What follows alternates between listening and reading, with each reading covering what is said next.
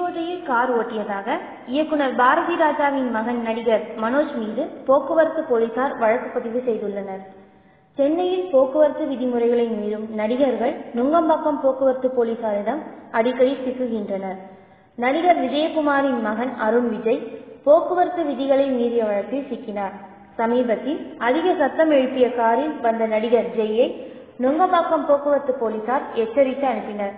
அப்போது பொதுமக்களுக்கு விழிப்புணர்வு ஏற்படுத்தும் வீடியோவை நடிகர் ஜெய் வெளியிட்டார். அது சமூக வலைதளத்தில் வைரலானது. தொடர்ந்து இயக்குனர் பாரதி ராஜாவின் மகன் நடிகர் மனோஜ் குடிபோதையில் காரை ஓட்டியதாக அவர் மீது வழக்கு பதிவு செய்யப்பட்டுள்ளது. அவரின் விலை உயர்ந்த சொகுசு காரையும் போலீசார் பறிமுதல் செய்துள்ளனர். தொடர்ந்து சினிமா பிரபலங்கள் போக்குவரத்து விதிமுறைகளை மீறுவது தொடர்கதையாகி வருகிறது. இது குறித்து போலீசார் கூறுகையில், நுங்கம்பாக்கத்தில் வாகன சோதனையில் ஈடுபட்டு கொண்டிருந்தோம். அப்போது அவ்வழியாக வந்த சொகுசு காரை மடக்கினோம்.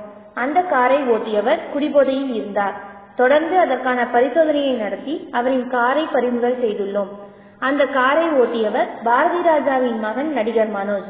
சட்டம் என்பது அனைவருக்கும் சமம். இதனால் பாகுபாடின்றி நடவடிக்கை எடுத்துள்ளோம் என்றனர்.